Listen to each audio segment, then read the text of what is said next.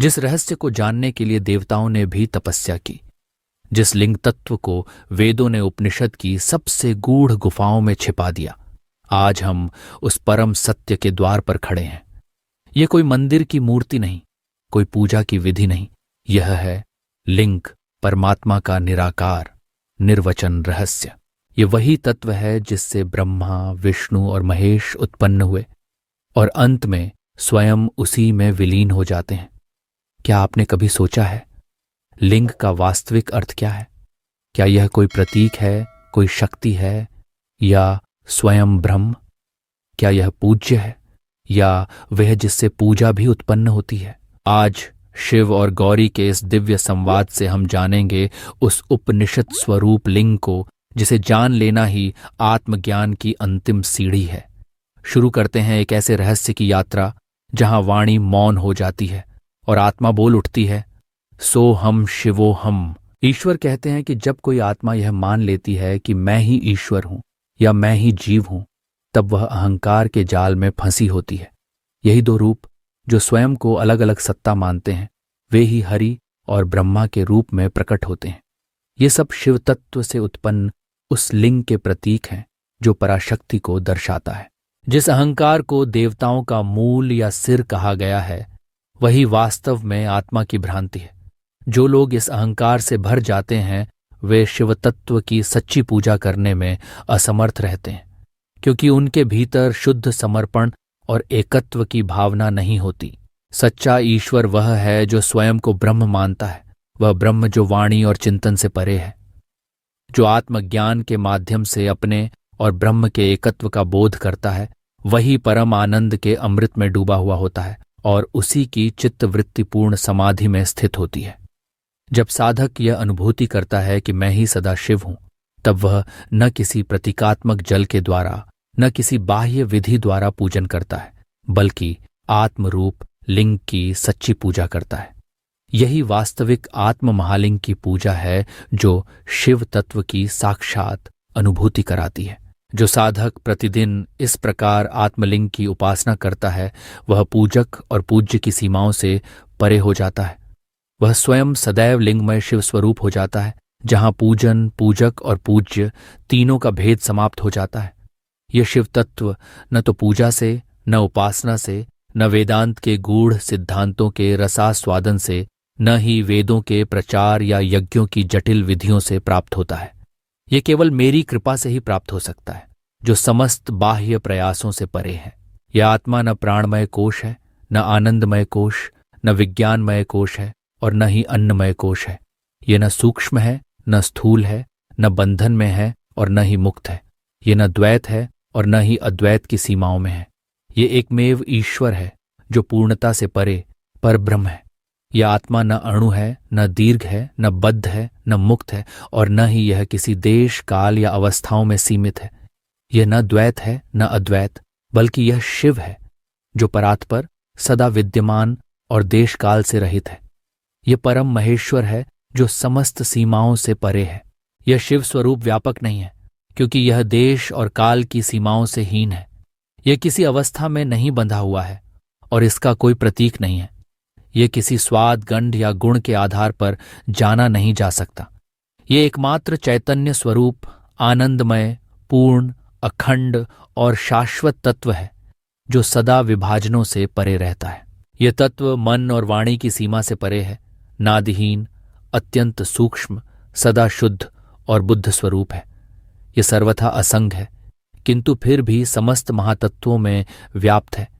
यह सतत लिंग स्वरूप में प्रतिष्ठित होकर भी अलिंग यानी निराकार है, परम उच्च है, आकाश तुल्य है और समस्त प्राणियों के आंतरिक रहस्य के रूप में विद्यमान रहते हुए उनसे असंग है। यह तत्व न पुण्य में स्थित है, न पाप में। इसका कोई जन्म नहीं, न नाश है। इसमें न कोई चिंता होती है, न कोई पीड़ा, न लोभ, न मोह। इसमें न कोई गुरु होता है, न कोई शिष्य। यह तत्व न वेदांत के वादों से प्राप्त किया जा सकता है और न ही साधारण उपदेशों से। यह केवल अनुभव और आत्म साक्षात्कार से ही उपलब्ध होता है। जिस तत्व को सहस्र मुखों, करों, पैरों और नेत्रों वाला कहा गया है, वही तत्व अब बाह्य रूपों से रहित, बिना हाथ पैरों और मुख के रूप में जाना जाता है। जो वस्तुतः न गंध से जाना जा सकता है, न रस से, न स्पर्श से, क्योंकि यह इंद्रियों के परे है। ये तत्व घ्राण, जिह्वा आदि से रहित है। ये तत्व चतुर्थ अवस्था है, जो कभी क्षय नहीं होता, नाश रहित है। ये समस्त शरीरों में व्याप्त है, सर्वव्यापक है और समस्त देह के गुणों और धर्मों से रहित है। यही आत्मा इच्छा की वस्तु भी है, कनिष्ठ और ज्येष्ठ भी है, प्रिय भी है और वस्तुतः समस्त अंशों में व्याप्त है। यही तत्व समस्त भोगों से रहित है, किंतु परमानंद का एकमात्र धाम है। यही लिंग रूप है, यही समस्त भूत है, यही भविष्य है और हे शिवे, यही वर्तमान भी है। इसी में संपूर्ण काल समाहित है। यही तत्व समस्त जगत का आधार है, इसका मूल है और इसकी ही प्रतिष्ठा है। यही आदि ब्रह्म है और हे ईश्वरी, यही तुम हो। यही तत्व है और यही सत्य है। परंतु यह तत्व तत्वमसि या अहम ब्रह्मास्मि जैसे वाक्यों के माध्यम से भी सीधे प्राप्त नहीं होता जब तक अनुभव न हो। मैं सदा यह अनुभव करता हूं कि यही आत्मा है, यही ब्रह्म है और मैं वही हूं। जो इसे जान लेता है वह स्वयं ब्रह्म स्वरूप हो जाता है। ये तत्व ऊपर भी है, नीचे भी है, पीछे भी है और आगे भी। हे देवी, यह सर्वत्र व्याप्त है। यही तत्व प्रारंभिक लोकों में भी है, लोक लोक में भी, दिशाओं में भी, समस्त भूतमात्र में भी और समस्त वेदों में भी। देवता, असुर, ऋषिगण और समस्त पृथ्वीवासी सभी में यह तत्व प्रविष्ट होकर विशेष रूप से प्रतिष्ठित है। यह तत्व कनिष्ठ भी है और विशिष्ट भी। इसकी सृष्टि को प्राप्त करना सामान्य प्राणियों के लिए अत्यंत कठिन है। यही शिव और शक्ति दोनों की दृष्टि में सत्य का नेत्र है। इसकी कृपा से ही वायु, पृथ्वी, सूर्य, चंद्रमा, अग्नि आदि समस्त तत्व कार्यरत रहते हैं। संपूर्ण ब्रह्मांड उसी की ज्योति से प्रकाशित होता है। किंतु जो अज्ञानी हैं वे इसे नहीं पहचानते और यह सब उनके लिए जड़ प्रतीत होता है। जो आत्म साक्षात्कार करता है उसके लिए यह संपूर्ण जगत इसी तत्व में प्रकाशित होता है। जिस तत्व को देखने से सब कुछ देखा जा सकता है वही परम सत्य है। यह तत्व न देखने योग्य है और न ही देखने वाले के समान है। इसका कोई रूप नहीं है। यह न दृश्यमान है और न अदृश्य। हे गौरी, यह तत्व देखने से भी परे है। यह न तो ज्ञान है और न अज्ञान। यह अत्यंत विलक्षण है। यह न सूक्ष्म है, न स्थूल और न ही अणु आदि की सीमाओं में आता है। इसे कोई किसी भी इंद्रिय से न देख सकता है, न सूंघ सकता है। यह न स्पर्शगम्य है, न गंधयुक्त और न शब्द से परिभाषित हो सकता है। ये वही तत्व है जो देवताओं के हृदय में अत्यंत गूढ़ता से स्थित है। यह प्राण, वाणी और मन की पहुंच से भी परे है। यह तत्व न स्त्री है, न पुरुष और न ही नपुंसक। जब यह किसी कार्य विशेष के लिए रूप लेता है तभी वह प्रकट होता है। यह न बालक है, न युवा, न वृद्ध, न दीर्घकाय है और न ही लघु। यह न काला है, न पीला, बल्कि रूप रहित है। यह न वर्तुल है, न चतुष्कोणीय, न ऊर्ध्वगामी है, न अधोगामी। यह न विस्तृत है और न ही सीमित। यही आदि, अखंड और अनादि तत्व है। यह संपूर्ण ब्रह्मांड में व्याप्त है और छंडों यानी महाब्रह्मांड की सीमाओं से भी परे है। हे देवी, यह न शुष्क है, न आर्द्र, न ही कोई भौतिक धन या पदार्थ है। मैं इसे ही इस संसार में लिंग रूप में देखता हूं, क्योंकि इसी से ब्रह्मा, विष्णु, इंद्र और रुद्र उत्पन्न हुए हैं। इसी से पंच महाभूतों की रचना हुई है। इसी तत्व से यह संपूर्ण जगत जीवित रहता है। यही उसका आधार है। समस्त महालोक समूह इसी में स्थित है।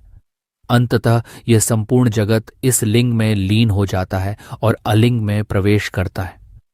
अतः हे देवी, इस रहस्य को जानो। यही ब्रह्म स्वरूप है। जिस तत्व से समस्त इंद्रियां कार्यशील होती हैं, जिस शक्ति से नेत्र रूप को देखता है, वही वास्तविक लिंग है। यह लिंग निर्मल है, अद्वितीय है, जिसे प्रत्यक्ष नहीं देखा जा सकता, लेकिन जिसकी उपस्थिति से सब कुछ प्रकाशित होता है। जिस तत्व से वाणी समस्त रसों का अनुभव करती है और जो समस्त रसों से परे है, वही लिंग है। वह दिव्य श्रवण शक्ति भी वही है जिससे सुनने योग्य ध्वनियां श्रवण की जाती हैं। हे देवी, यही आदि लिंग है। जिस शक्ति से हम सुगंध का अनुभव करते हैं, वही लिंग है। हे देवी, जब त्वचा किसी स्पर्श का अनुभव करती है तब भी वही लिंग प्रकट होता है। अतः त्वचा में, गंध में, हर इंद्रिय में वही तत्व लिंग रूप में स्थित है। जिस तत्व के द्वारा समस्त प्राणी प्राण लेते हैं, बुद्धि काम करती है और चेतना जागृत होती है, वही आज का लिंग है। हाथ पांव, पाचन, सृजन और विसर्जन की समस्त क्रियाएं भी उसी लिंग तत्व से प्रेरित हैं। आनंद और गति, धर्म और सृजन सब उसी से उत्पन्न होते हैं। जो मन को जानता है वही लिंग को जानता है, क्योंकि मन का उद्गम भी उसी से हुआ है। जैसे सभी नदियां बहते हुए नाम और रूप को छोड़कर समुद्र में विलीन हो जाती हैं, वैसे ही सभी अनुभव अंततः इसी लिंग में विलीन हो जाते हैं। जो पुरुष इस लिंग का साक्षात्कार करता है वह नाम और रूप के पार चला जाता है, वह गुणों से परे हो जाता है। यही लिंग ध्वनि, बिंदु, वर्ण, मात्रा, कला और समस्त गुणों से भी अतीत है। यही है वह निराकार परम तत्व जिसे जानने का प्रयत्न किया जाना चाहिए। प्रणव यानी ओम, जो प्राणों का सार है, वेदों में और वेदांत की संपूर्ण वाणी में निरंतर प्रतिध्वनित होता है। यही ओम वास्तव में ईश्वर की वाणी है। यही पूर्ण लिंग है जो संपूर्ण से उत्पन्न हुआ है, पूर्णतर है और परम पूर्णता का प्रतीक है। जब कोई अवस्था ऐसी होती है जहां न अंधकार होता है, न दिन और न रात्रि, न सत होता है न असत, तब उस परे स्थिति को लिंग कहते हैं। वही अक्षर है, वही तत्सवितुर्वरेण्यम है, वही प्राचीन प्रज्ञा है जिससे समस्त चेतना की धाराएं उद्भूत हुई हैं। वह लिंग भाव से ही ग्रहण किया जा सकता है, परंतु कोई भी उसे बांध नहीं सकता। वह स्वयं ही भावों की उत्पत्ति और अभाव दोनों का कारण है। जो लोग उस लिंग को जान लेते हैं वे काल और सृष्टि की सीमा को पार कर अपने स्थूल शरीर को त्याग देते हैं। कुछ ज्ञानी उस लिंग को स्वभाव मानते हैं तो कुछ उसे काल का स्वरूप कहते हैं, किंतु वे भ्रमित हैं। जो उसके सच्चे महात्म्य को समझ लेते हैं वे समस्त शोकों से रहित होकर पूर्ण शांति को प्राप्त कर लेते हैं। वह लिंग ही वह केंद्र है जहां समस्त देवता विश्रांति पाते हैं। उसी में यह समस्त विश्व स्थित है और वही इसका आश्रय है। उसी से समस्त भूत मात्र की रचना हुई है और वही प्रजापति, सृष्टिकर्ता तथा पालक है। जिस लिंग ने संपूर्ण सृष्टि को विस्तार दिया, यह विश्व उसी के एक अंश से उत्पन्न हुआ है। वह लिंग सूक्ष्म से भी सूक्ष्म है, महान से भी महान है और वही तत्व अंतरतम गुहा में निहित है। वह लिंग न तो संपूर्ण झेय है और न ही अज्ञेय। हे ईश्वरी, वह अदृश्य है, अप्राप्त है और फिर भी सदा विद्यमान है। वह न इंद्रियों द्वारा पकड़ा जा सकता है, न बुद्धि से जाना जा सकता है। वह लिंग एकात्म अनुभव का स्वरूप है और संपूर्ण प्रपंच के शांत हो जाने का माध्यम है। जो उस लिंग को जान लेते हैं वे सच्चे ज्ञानी हैं। संपूर्ण सृष्टि अंततः उसी लिंग में लीन हो जाती है। हे देवी, जब समस्त सृष्टि उस लिंग में लीन होती है तभी इसे तज्जलान कहा जाता है, अर्थात जिसमें सब कुछ उत्पन्न, स्थित और लीन होता है। यही ओंकार रूपी स्वर वेदों के आदि में स्थित है और वेदांत के अंत में इसकी प्रतिष्ठा है। ब्रह्मा, विष्णु और महेश तीनों ही इस लिंग तत्व में लीन हैं। यही तत्व ही ब्रह्म है, यही साक्षात शिव है, यही विष्णु है, यही विराट है और यही स्वयंभू स्वराज्य रूप से प्रकाशित होता है। हे विश्व की अधिष्ठात्री ईश्वरी, वह परम लिंग केवल सूक्ष्मदर्शी मुनियों द्वारा ही देखा जा सकता है। वे ज्ञानी जन उसे हृदय में अनुभव करते हैं और केवल निर्मल मन से ही उसे जान पाते हैं। बहुत से लोग उस लिंग को सुनने के लिए प्रयास करते हैं, किंतु हे शिवे, वे उसे श्रवण के माध्यम से भी प्राप्त नहीं कर पाते। अनेकों ने उसे सुना, परंतु बहुत कम ही हैं जो उसे वास्तव में जान पाए। कोई कोई सौभाग्यशाली साधक ही उस लिंग को आश्चर्य की भांति देखता है, कोई उसे चमत्कार की भांति सुनता है और कोई उसे अनुभव करता है जैसे कोई अतुलनीय रहस्य हो। अधिकांश जन उस लिंग को देख तो लेते हैं, परंतु उसके सत्य को नहीं पहचान पाते। वह लिंग प्राण और अपान से ही जीवन में स्थिर रहता है। जिसके भीतर लिंग तत्व नहीं है वह जीवित ही नहीं रह सकता। यह तत्व जीवन की नींव है, एक अजन्मा तत्व है जो एक ही है, किंतु तीन गुणों रक्त, श्वेत और कृष्ण रूपों में अनेक प्रजाओं को उत्पन्न करता है। यह अजन्मा आत्मा लिंगधारी होकर संसार में संलग्न रहता है और अंत में इसी लिंग में स्थित होकर समस्त माया को त्याग देता है।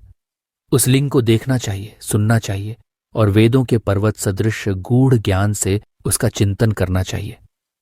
यह लिंग शरीर के भीतर स्थित है और समस्त प्राणियों में व्याप्त है। हे महेश्वरी, कौन ऐसा है जो लिंग से रहित होते हुए प्राण ले सकता है? यही रस, यही जीवन की धारा, यही महालिंग का रस स्वरूप है जो निरंतर प्रवाहित होता है। वास्तव में यही तत्व परम आनंद स्वरूप है। यह लिंग स्वयं प्रभा है, स्वयं प्रकाशित और आत्मस्फुरित है, जिससे ऊपर कुछ नहीं और जिसके नीचे भी कुछ नहीं, जो न तो सबसे छोटा है और न सबसे बड़ा, जो सदा अचल खड़ा है जैसे कोई विशाल वृक्ष आकाश को छूता हो। वही लिंग इस संपूर्ण जगत को पूर्ण करता है। उसी की ज्योति से सारा ब्रह्मांड प्रकाशित होता है। वाणी और मन दोनों उस लिंग को प्राप्त नहीं कर सकते, वे वहां तक नहीं पहुंच सकते। हे देवेशी, वह लिंग ऐसा है जो संपूर्ण ब्रह्मांड के ऊपर एक अंगुल अधिक व्याप्त है, अर्थात संपूर्ण सृष्टि को पार कर अनंत तक फैला हुआ है। उस परम लिंग में स्वयं प्रकाश है। सूर्य, चंद्रमा और अग्नि जैसे प्रकाश स्रोत वहां कोई ज्योति नहीं दे सकते, क्योंकि वह स्वयं ज्योति का मूल है। उसी के तेज से यह संपूर्ण चराचर जगत प्रकाशित होता है और जीवंत बना रहता है। जैसे कोई ज्ञानी कृषक भूमि में किसी स्थान पर गुप्त बीज को बो देता है, वैसे ही वह परम लिंग पृथ्वी में चेतना के गुह्य स्थान में स्थित होता है। हे अंबिके, जैसे सोने की चमक को खोजते हुए लोग ऊपर ही ऊपर भटकते हैं लेकिन उसे नहीं पाते, वैसे ही यह लिंग अत्यंत सूक्ष्म और आंतरिक होता है, जिसे केवल अंतर्दृष्टि से देखा जा सकता है। जागृत, स्वप्न और सुषुप्ति, इन तीनों अवस्थाओं में जो तत्व मन में व्याप्ता है वही लिंग है। जब साधक यह अनुभव कर लेता है कि वही तत्व मैं हूं, तब वह लिंगधारी बन जाता है और अंततः लिंग के पार चला जाता है। जैसे मकड़ी स्वयं अपने मुख से तंतु निकालकर जाल रचती है और उसी में समा जाती है, वैसे ही यह संपूर्ण सृष्टि लिंग से उत्पन्न होती है और अंत में उसी लिंग में विलीन हो जाती है। वही सनातन लिंग ब्रह्म है। वह आत्मज्ञान द्वारा संसार में विचरता है और उसी आत्मज्ञान के द्वारा मुक्ति प्राप्त करता है। अतः यह लिंग तपस्या और आत्म साक्षात्कार से ही जाना जा सकता है, न कि बाह्य धार्मिक आडंबरों से। यही लिंग वास्तव में अलिंग अर्थात निराकार है। वही लिंग अविमुक्त क्षेत्र में स्थित है। वही परमात्मा है जो समस्त भूतों से परे है। वही विश्वनाथ है।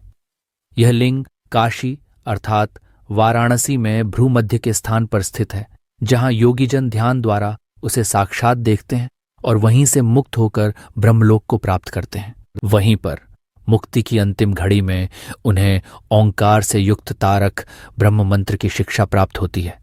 हे देवी, जो उस लिंग से संलग्न हो जाता है उसकी प्राणवायु शरीर त्याग के समय ऊपर नहीं उठती, क्योंकि वह पहले ही परम में विलीन हो चुका होता है। यही अलिंग की अवस्था है। उस लिंग का दृश्य रूप छोटा प्रतीत होता है, परंतु वह अत्यंत विस्तारित है। वह सूर्य के मंडल से भी अधिक तेजस्वी है और करोड़ों चंद्रमाओं के समान दिव्य आभा से युक्त है। हे शिवे, यह संपूर्ण रूपों में व्याप्त है, किंतु इंद्रिय बोध से परे है।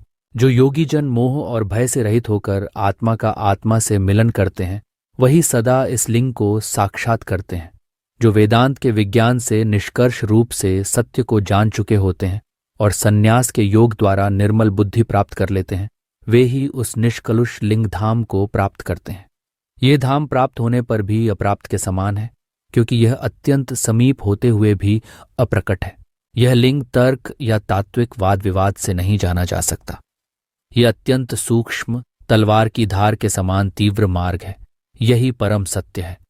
वेदों की अर्चाएं जिस अक्षर ब्रह्म में प्रतिष्ठित हैं, वह सृष्टि से रहित यही महालिंग है।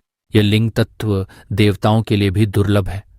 योगियों के लिए भी यह सहज सुलभ नहीं है। न ही कर्मों द्वारा इसे प्राप्त किया जा सकता है। किंतु जब यह लिंग का त्याग कर दिया जाता है, तब मोह सदा के लिए समाप्त हो जाता है। यह ज्ञान श्रुतियों के गूढ़तम रहस्य की भांति है।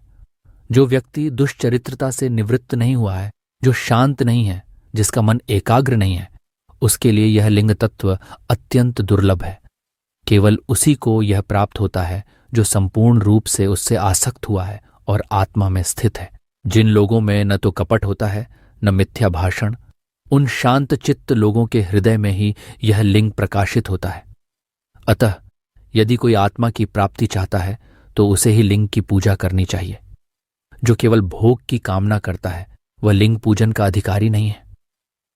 हे महेशी, यह रहस्य अत्यंत गूढ़ है और इसके अर्थ को जानना सामान्य जन के लिए संभव नहीं है। केवल वे ही इसे जानते हैं जो ज्ञाननिष्ठ होते हैं। यहां कोई गुरु नहीं होता, न ही कोई शिष्य। यहां कोई पूज्य नहीं है, न कोई पूजक। ये सब कुछ निरपेक्ष और निर्लिप्त है।